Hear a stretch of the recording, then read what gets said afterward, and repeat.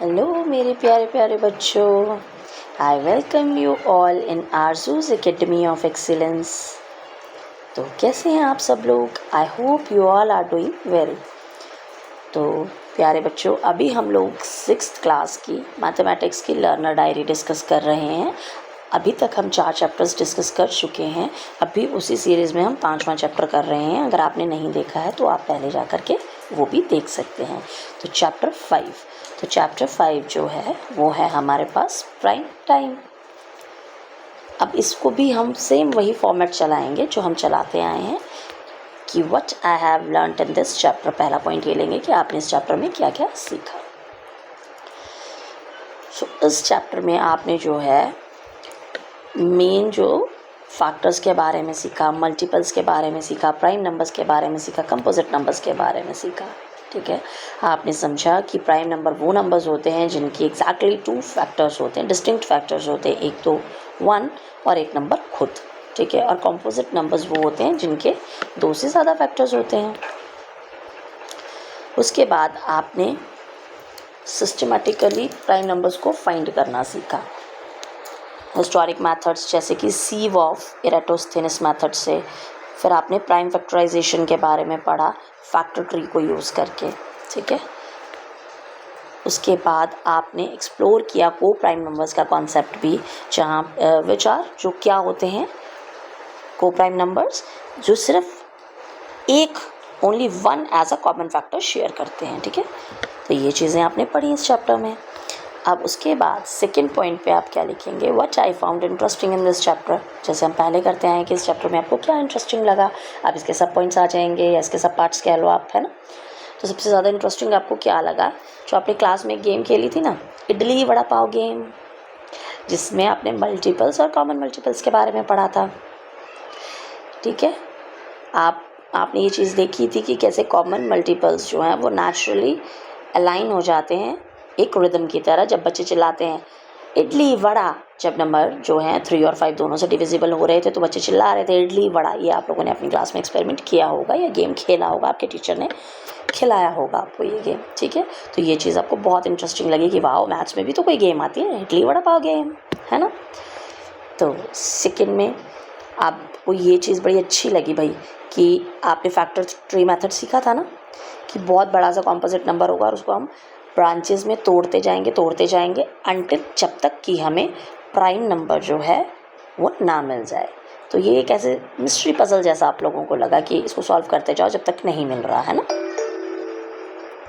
फिर उसके बाद लर्निंग अबाउट को prime numbers through the context of safe keeping treasures. फिर आपने को प्राइम नंबर्स के बारे में पढ़ा सेफ कीपिंग ट्रेजर्स से। ठीक है, उसके बाद आपने एक ये चीज़ भी पढ़ी, ये चीज़ें आपको बहुत इंटरेस्टिंग सी लगी कि सिर्फ और सिर्फ इकलौता 2 एक ऐसा नंबर है, यूनिक कह लो आप उसको, इकलौता ऐसा नंबर है जो कि इवन है। तो 2 is the only even prime number. ये चीज़ आपको जो है बड़ी इंटरेस्टिंग लगी।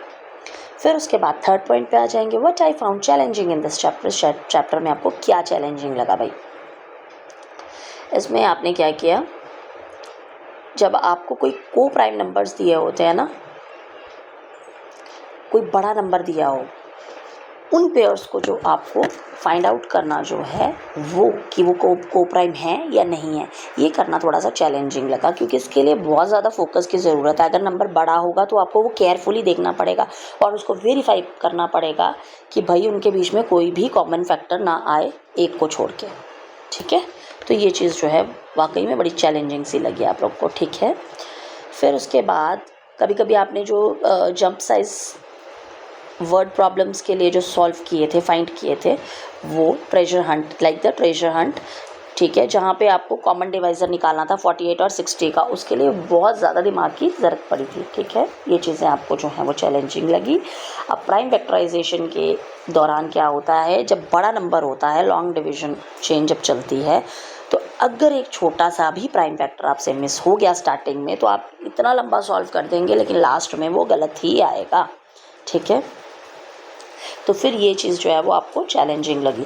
और फिर एक और नई चीज़ आपने ये देखी कि भाई ना तो 1 प्राइम नंबर है और ना ही कॉम्पोजिट नंबर है ना।